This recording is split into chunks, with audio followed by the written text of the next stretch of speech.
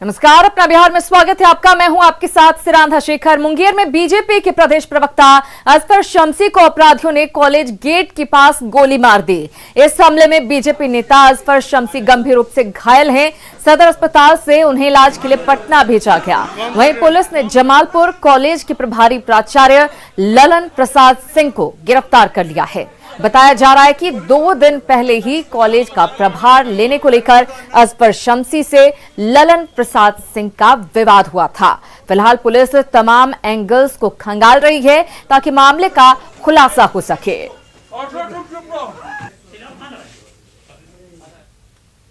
जो जानकारी हम लोगों को मिली है अपने विश्वसनीय सूत्रों से, उसके हिसाब से ये इवनिंग कॉलेज जो है जमालपुर में, उसके आसपास में सड़क पर ही ये घटना घटित हुई है। अभी यह क्लियर नहीं हो सका है कि ये कॉलेज जा रहे थे या कॉलेज से ये लौट रहे थे। अच्छा, तो स्थिति जो भी हो, इन पर प्राणघातक हमला हुआ है। क्योंकि गोली जिस जगह लगी है तो उसमें नीयत बिल्कुल स्पष्ट है अपराधियों की कि वो जान लेना चाहते हैं। कितने सालों से आप ड्राइवर हैं? 2 साल से गाड़ी चला रहे, 2-3 साल से 2 साल। और आज क्या हुआ? शमशी जी को कैसे लेके किस समय गए थे? घर से निकले थे? 11:30 बजे निकले। 11 बजे निकलते हैं वहाँ। हाँ। 11:30 वहाँ बज गया। कहाँ गए थे? कॉलेज, जमालपुर कॉलेज जाते हैं। हाँ। तो क्या हुआ? तो वहाँ पे क्या? वहाँ पर बहुत से लड़का लोग, स्टूडेंट लोग था बहुत सा। तो सर उतर के गया, बोले गाड़ी घुमाओ जी। हम गाड़ी घुमाने के लिए जैसे मुँह करवे किए, 2 फायर हुआ। 2 फायर हुआ तो भगदड़ हो गया। बहुत सा लड़का लोग भागा तो सर अशोक पोद्दार उधर से आए, इधर सर गिरे में सब मिलकर उठा करके। अशोक पोद्दार कौन है? पोद्दार जी प्रोफेसर है। अच्छा, ठीक है। तो उसके बाद आपने क्या किया? हम दोनों मिलकर के गाड़ी में उनको उठाए। अरे आस्ते, हम ठीक है सर बोलते रहे, हम ठीक है, कोई दिक्कत नहीं। अच्छा, आस्ते चलो गाड़ी लेकर, आस्ते चलो गाड़ी। 3 आदमी मिलकर हम लोग गाड़ी में उनको लेकर के सीधा सदर अस्पताल आए। यानी कॉलेज से कितना डिस्टेंस पे ये घटना घटा? गेट के हम समझते 10-15 हाथ पीछे। हाँ। तो ये जो कितने लोग थे? लोग तो 15-20 लोग थे। कोई पहचान में किसी उसमें को आए? हमने पहचान पाए। स्टूडेंट लोग तो रहता ही है। कहा जाता है कि टोटो वाला बात है कि टोटो पे 4 लोग थे, 4 युवक था, ऐसा कुछ है? टोटो वहाँ लगी थी? 4 युवक को नहीं देखे। तो टोटो वहाँ लगी हुई थी? खाली लगी हुई थी। हाँ। न टोटो का ड्राइवर था, सिर्फ टोटो लगी हुई थी। तो ये जो घटना घटा कॉलेज घुसने के क्रम में हुआ था? घुसने के क्रम में हुआ। हाँ। कॉलेज घुस गए थे वो। हाँ। और हम गाड़ी घुमा रहे थे। रोज की तरह जैसे घुसते हम गाड़ी घुमाते हैं, हमको बोल के जाते गाड़ी घुमा कर। जमालपुर कॉलेज से एसोसिएट प्रोफेसर हैं ये वहाँ पे शम्सी जी कि इनको गोली लगी है। तुरंत इनको यहाँ पे सदर अस्पताल लेकर आया गया था। कान के पीछे गोली लगी है। अब ये स्टेबल है, लेकिन इनको हायर सेंटर इलाज के लिए रेफर किया जा गया है। इनका तुरंत हम लोगों ने बयान दिया और बयान के क्रम में जो प्रकाश में आया है कि कॉलेज के ही जो वर्किंग प्रिंसिपल है ललन प्रसाद सिंह करके हैं, उनके साथ इनका रनिंग चल रहा था कॉलेज के प्रभार को लेकर, और उन्होंने कुछ वित्तीय अनियमितता भी की थी जिसको लेकर ये हो रहा है।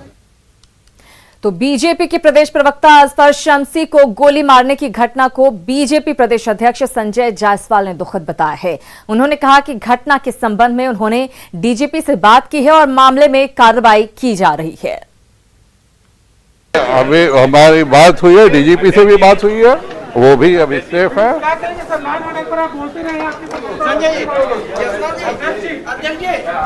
आखिर क्या रहेगा आपका रिएक्शन? आप हमेशा बिल्कुल बहुत दुखद है, और मेरी खुद बात हुई है और अभी कार्रवाई तुरंत हो रही है। और बीजेपी के राष्ट्रीय प्रवक्ता शहनवाज हुसैन ने असफर शम्सी के जल्द ठीक होने की कामना की। साथ ही कहा कि अपराधियों को बख्शा नहीं जाएगा। देखिए, प्रोफेसर असफर शम्सी साहब को मुंगेर में जिस तरह गोली मारी गई बहुत दुखद है। उन्होंने बयान दिया और उसको पुलिस ने गिरफ्तार भी कर लिया है, जो व्यक्ति इसमें संलिप्त है, और पटना उनको रेफर किया है। हम सब दुआ करते हैं कि वो जल्द स्वस्थ हों। बिहार में कानून का राज है, कोई इस तरह की हरकत करेगा उसको बख्शा नहीं जाएगा। और बीजेपी नेता पर जानलेवा हमले को लेकर विपक्ष ने सरकार पर निशाना साधा है, साथ ही कानून व्यवस्था पर सवाल उठाए हैं। बिहार पूरी तरह से अपराधियों की चपेट में है और नीतीश कुमार जी भाजपा की चपेट में है। इस स्थिति में बिहार का भला भगवान ही करे। कोई सुरक्षित नहीं है। हर कोई जब घर से निकलता है तो परिजन संशय में रहते हैं कि वापस लौटेगा, सुरक्षित कीजिए लौटेगा। खबरों में आगे बढ़ेंगे। पटना में बीजेपी ने मिलन समारोह का आयोजन किया। इस समारोह में 21 नेताओं ने बीजेपी का दामन थाम लिया। पूर्व सांसद और लालू यादव के करीबियों में से एक सीताराम यादव ने बीजेपी की सदस्यता ली। वहीं पूर्व विधायक नगीना देवी, कांग्रेस नेता अनिता यादव, पटना के डिप्टी मेयर मीरा देवी, पूर्व डिप्टी मेयर संतोष मेहता के अलावा कई नेता बीजेपी में शामिल हुए। इस मिलन समारोह में बिहार बीजेपी प्रभारी भूपेंद्र यादव, सांसद सुशील मोदी, मंत्री रामसूरत राय के अलावा कई दिग्गज नेता मौजूद रहे।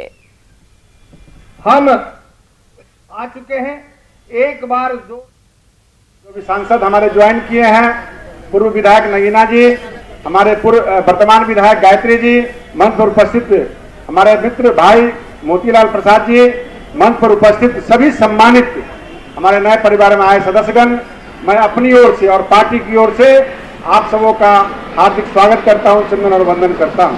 पार्टी ज्वाइन करने के लिए और पार्टी के संगठन में जुटने के लिए यह एक बहुत बड़ी बात होती है और इसके लिए आप सभी माननीय साथियों का बहुत बहुत आभार व्यक्त करता हूं। यह भारतीय जनता पार्टी की नीतियां हैं, माननीय प्रधानमंत्री जी के कार्य हैं, जिनके कारण आप सब आज भारतीय जनता पार्टी से जुड़े हैं। विधानसभा चुनाव के बाद जितनी विपक्ष की पार्टियां हैं उनमें भगदड़ की स्थिति पैदा हो गई। वो चाहे राष्ट्रीय जनता दल हो या चाहे कांग्रेस हो, इन दलों के कार्यकर्ताओं को महसूस हो रहा है कि इस देश के अंदर और बिहार के अंदर अगर कोई पार्टी जनता की सेवा कर सकती है, काम कर सकती है जनता के लिए, विकास के लिए, उस पार्टी का नाम भारतीय जनता पार्टी है। हम पंचायती राज की मजबूती के साथ ही लोकतंत्र की मजबूती चाहते हैं और इसलिए आज जो लोग हमारी पार्टी में शामिल हुए हैं, ये सब लोग जमीन से जुड़े हुए, धरती से जुड़े हुए लोग हैं। अगर बाहर से भी पढ़ करके आए हैं तो उनके मन में बिहार के गांव से जुड़ करके काम करने का संकल्प है। आप पार्टी में शामिल हुए, मैं आपका स्वागत करता हूं। भारतीय जनता पार्टी के इतने बड़े परिवार में सब लोगों के लिए जगह है और मैं फिर कहना चाहता हूं, ये तो अब शुरुआत हुई है। हम भारतीय जनता पार्टी को मजबूत बना के बिहार में एनडीए की जो सरकार आने वाले 5 साल में नीतीश जी के नेतृत्व में चलेगी, उसको सफल बनाने के लिए काम करेंगे। जय हिंद। बीजेपी का कुनबा बढ़ रहा है, लेकिन आरजेडी के नेता बीजेपी जेडीयू गठबंधन की सरकार पर सवाल उठा रहे हैं। में कई पेच हैं जो अभी तक नहीं सुलझ सके हैं और मंत्रिमंडल विस्तार में देरी ये बता रही है कि अंदर खाने सब कुछ ठीक नहीं है। जो जेडीयू बीजेपी के अंदर घमासान है वो बवंडर मंत्रिमंडल विस्तार के बाद फूटेगा।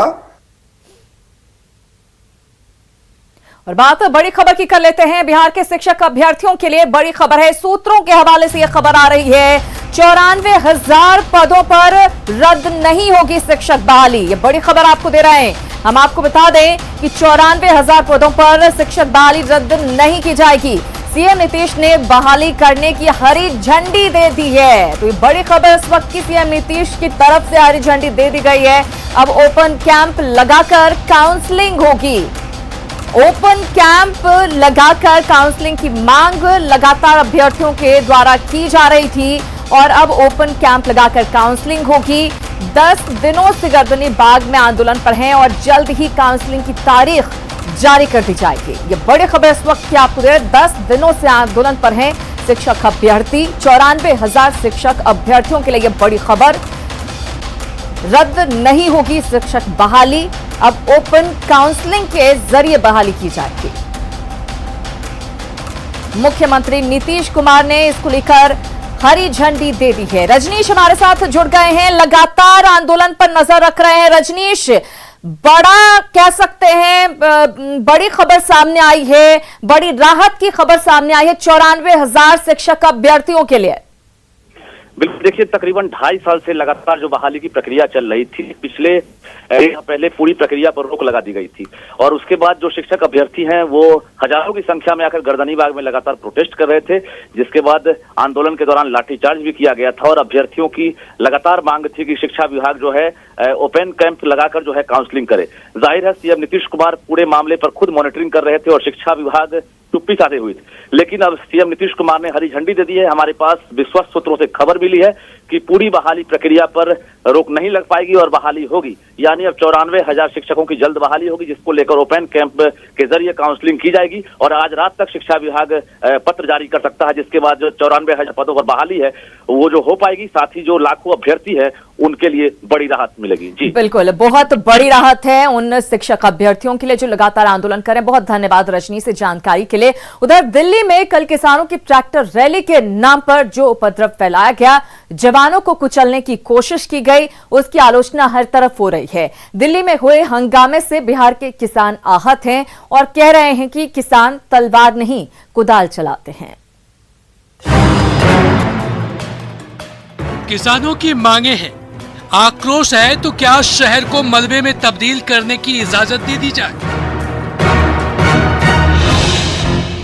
ट्रैक्टर रैली के नाम पर कुछ भी तबाह करने पर मौन रहा जाए। तिरंगे झंडे को आसमान तक बुलंद करने वाले खाकी वाले को मारने के लिए छोड़ दिया जाए। लाल किले पर अपना झंडा फहराने दिया जाए, कतई नहीं। ये तस्वीरें शर्मनाक है। किसानों के नाम पर जो मंगलवार को दिल्ली में अराजकता फैली वो कहीं से भी जायज नहीं है। इस उपद्रव की हर तरफ आलोचना हो रही है।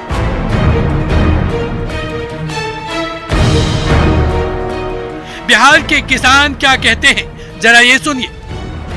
हम लोग दिल्ली नहीं गए हैं, हम लोग अपने खेती में व्यस्त हैं और किसान, जैसा कि मैंने कल देखा, हम लोगों ने, सभी लोगों ने, और यह बहुत ही निंदनीय रहा कल का सीन देख के कि लाल किला इतना ऐतिहासिक जिसको हम लोग मानते हैं, आज इतने सालों से हम लोग वहाँ झंडा फहरा रहे हैं और वहाँ पे किसान तलवार लेकर, और ये किसान के हाथ में कुदाल अच्छा लगता है, तलवार अच्छा नहीं लगता है। सुना आपने, ये वो किसान है जो मेहनत कश है। बिहार के किसान मानते हैं कि किसान कभी ऐसा दंगा फसाद नहीं कर सकते। किसानों के हाथ में कुदाल अच्छी लगती है, तलवार नहीं। जितना भी निंदा किया जाए वो कम ही माना जाएगा।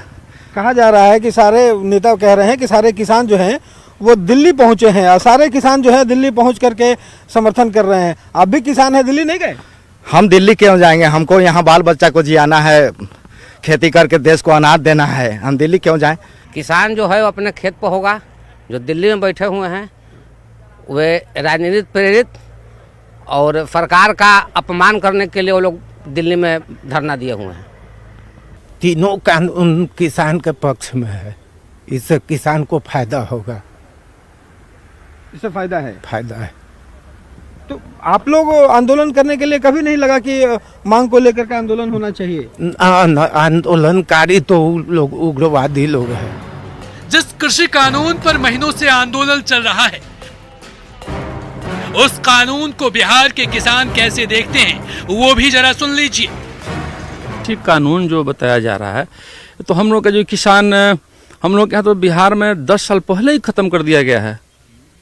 यहाँ तो ऐसा कोई बात नहीं है। हम लोग यहाँ देखिए पैक्स है, पैक्स से लिया जा रहा है। किसान नेता वो बोल रहे हैं कि हम किसान के हित में बात कर रहे हैं, लेकिन जो कल लाल किला पर वो लोग एथी किए हैं, धरना प्रदर्शन चाहे उग्र एथी किए हैं, वो बहुत निंदनीय था और किसान के हित में नहीं कर रहे थे। वो लोग किसान के विरोध काम कर रहे थे। किसान लोग तो वहाँ पे है ही नहीं थे। तो सुना आपने, ये है बिहार के अन्नदाता की राय। ये है असली किसान जो दिन रात मेहनत कर अन्न उपजाते हैं। उन्हें इस कानून से कोई दिक्कत नहीं। हाँ, कानून के नाम पर उपद्रव करने वालों के खिलाफ कड़ी कार्रवाई जरूर चाहते हैं। पटना से रवि एस नारायण की रिपोर्ट। बिहार के किसानों की राय आपने सुनी और दिल्ली में किसानों के उत्पाद पर सियासी घमासान भी तेज हो गया है। बीजेपी और उसके सहयोगियों ने जहां किसानों के उत्पाद की निंदा की है और किसान नेताओं को आत्मचिंतन करने की नसीहत दी है, वहीं कांग्रेस और उसके सहयोगी दलों ने किसान आंदोलन का बचाव करते हुए दोषियों को सजा देने की मांग की है। तरह लाल किला जो हमारी शान है, आन बान है, जिस पर भारत के प्रधानमंत्री झंडा फहराते हैं, वहां पर जाकर जिस तरह से इन्होंने हुड़दंग किया और जहां तिरंगा फहराया जाता है वहां पर जाके किसान आंदोलन का निशान साहब फहरा दिया। इससे बढ़कर और क्या अपमान किया जा सकता है इस देश का? इन सब के खिलाफ सख्त कार्रवाई होनी चाहिए और ये लोग जो हैं ये ज़रूर इसके पीछे बहुत बड़ी साजिश थी। किसानों के नाम पे देश की संप्रभुता पे हमला, तिरंगे का अपमान, जो अराजकता की स्थिति पैदा करने की कोशिश की गई है, ये कतई बर्दाश्त करने लायक नहीं। पुलिस ने एफआईआर की है, बिल्कुल एक एक को ढूंढ के आइडेंटिफाई कर करके उनको उनके अंजाम तक पहुंचाना चाहिए। हमें लगता है कि सरकार को ये अक्षमता है और किसान आंदोलन के नेताओं की भी वो जो है वो अपने वादे पर कायम नहीं रही। ये पूरा देश शर्मसार हुआ है, जो भी कुछ किया गया है वो शर्मसार हुआ है और इसकी बहुत ही गहन जांच होनी चाहिए। और इसमें अगर सरकार का रोल है, प्रशासनिक पदाधिकारियों का रोल है, किसान नेताओं का रोल है, तो इन सभी लोगों पर पूरे पुरजोर कार्रवाई करनी चाहिए। कुछ ट्रैक्टर से जो मैंने सीन देखा है टीवी पे, जो कि बिल्कुल गलत है, उससे आप किसान भाइयों का भी नुकसान होता है और देश के सभी जनता का भी नुकसान होता है। इसलिए आप शांतिपूर्ण तरीके से आंदोलन करें।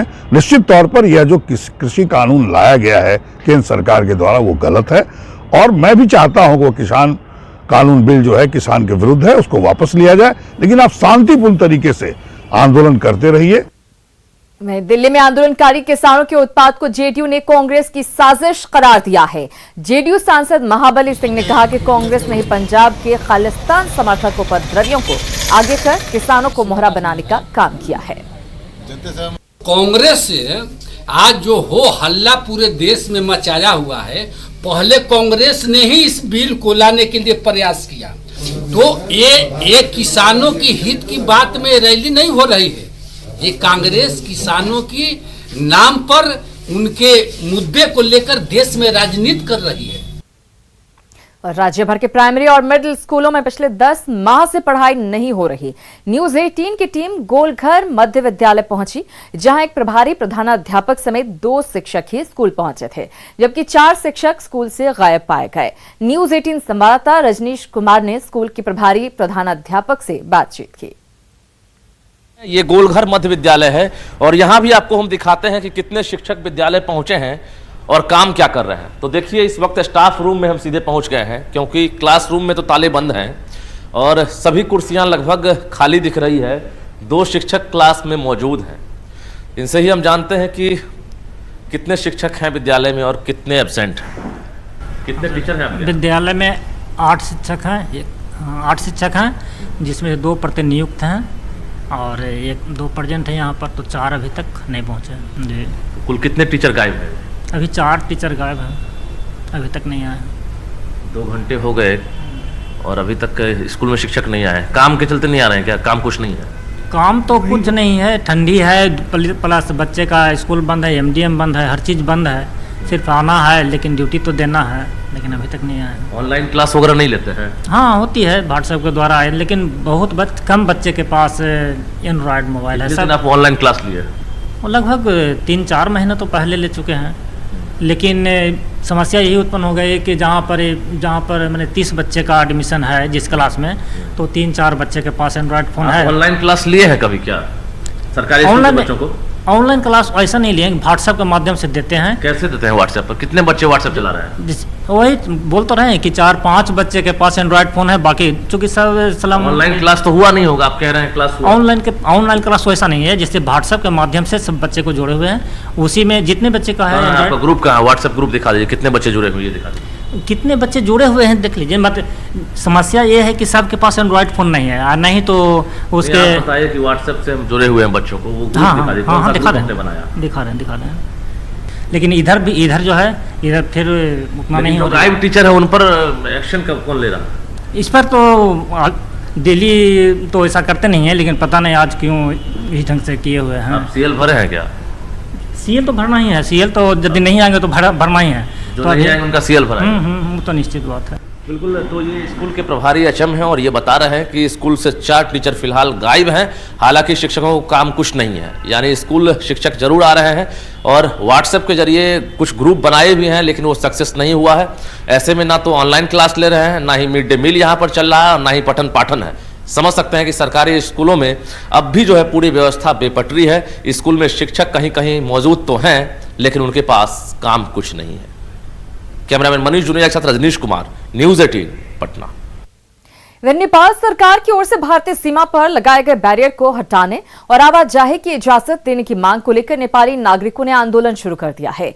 नेपाल में बगावत के बाद त्रिवेणी वाल्मीकि नगर बॉर्डर पर भी आंदोलनकारियों का दबाव बढ़ गया है। वाल्मीकि नगर नेपाल बॉर्डर से हालात का जायजा लिया न्यूज 18 संवाददाता मुन्ना राज ने। कोरोना महामारी को रोकने के लिए भारत नेपाल सीमा को 23 मार्च 2020 को बंद कर दिया गया था। अब करीब 10 महीने का समय बीतने का है और यह भारत नेपाल का सीमा है, आप देख सकते हैं। और इस सीमा को खोलने के लिए सामने का जो नेपाल का इलाका है वहां आंदोलन शुरू हो गया है और वहां के लोग इतने परेशान हैं, वहां का व्यवसाय ठप हो चुका है और वहां के जो लोग भी जो भारतीय क्षेत्र पर निर्भर है उनका रोजगार बिल्कुल बर्बाद हो गया है और वो भूखमरी के कगार पर है। इसको लेकर लगातार चरणबद्ध आंदोलन नेपाली नागरिकों के द्वारा शुरू किया जा चुका है और भारतीय क्षेत्र में भी है। भारतीय क्षेत्र में भी बॉर्डर को खोलने की मांग जोर से उठ रही है। हम कुछ लोगों से बात करने की कोशिश करते हैं। क्या नाम हुआ? राकेश। कैसे देखते हैं 10 माह का बॉर्डर बंद है? 10 माह से बॉर्डर बंद होने से तो काफ़ी लोगों का रोजगार प्रभावित हो रहा है और बिहार सरकार और यहाँ के मुख्यमंत्री जी वाल्मीकि नगर को डेवलप करने के लिए हमेशा यहाँ अपना ध्यान लगाए रहते हैं, बार बार आते भी हैं। तो मान लीजिए कि अब वाल्मीकि नगर आने का मतलब है कि जो भी पर्यटक यहाँ पे आएंगे उसका एक साथ में ये भी रहता है कि हम नेपाल घूमने जाएं, त्रिवेणी घूमने जाएं। गजग्राह की जो युद्ध जहाँ से शुरू हुआ था वो मुक्तिनाथ यहाँ बगल में है, तो वो भी एक रहता है। धार्मिक पर्यटन के ख्याल से भी वाल्मीकि आश्रम वगैरह घूमना है तो ये जल्द से जल्द बॉर्डर खुलना चाहिए। सब लोगों की यही मांग है कि वाल्मीकि नगर का विकास भी इससे प्रभावित हो रहा है। नेपाल बंद होने से यहाँ वाल्मीकि नगर के मुख्य व्यवसाय नेपाल से है और यहाँ का लोगों का उधर बेटी रोटी का रिश्ता है, अपना आना जाना है। अगर वाल्मीकि नगर नेपाल पे ही डिपेंड है, अगर नेपाल के लोग यहाँ नहीं आएंगे तो यहाँ भूखमरी की कगार पे लोग चले गए हैं। 10 महीने से लोग एकदम उधर तो सुना है कि नेपाली आंदोलन भी शुरू कर दिए हैं। नेपाल में पूरे जोर शोर से आंदोलन अभी हो रहा है। जैसे यहाँ भी माघ मेला को लेके, मदार मेला को लेके जो मुख्य यहाँ का व्यवसाय है और घूमने फिरने के लिए लोग जो आते हैं वाल्मीकि नगर में अपना नेपाल भी जाते हैं और नेपाल के लोग यहाँ आते हैं। मेरा नाम सुनील कुमार हुआ, मैं यहीं का रहने वाला हूँ, टंकी बाजार का। तो आप देख सकते हैं किस तरह लोगों की मांग है कि अब 10 महीने बाद भारत नेपाल बॉर्डर को खोला जाए। और हम आपको बता दें कि जो नेपाल में आंदोलन चरणबद्ध तरीके से शुरू हो गया है उसके लेकर भारतीय क्षेत्र में भी खुफिया एजेंसियां अलर्ट है और अब मांग उठ चली है कि आखिर 10 महीने तक बॉर्डर बंद है, आखिर बॉर्डर खुलेगा तो कब? मुन्ना राज, न्यूज 18 वाल्मीकि नगर। और इसी के साथ इस बुलेटिन में फिलहाल इतना ही, लेकिन न्यूज 18 बिहार झारखंड पर खबरों का सिलसिला लगातार जारी है।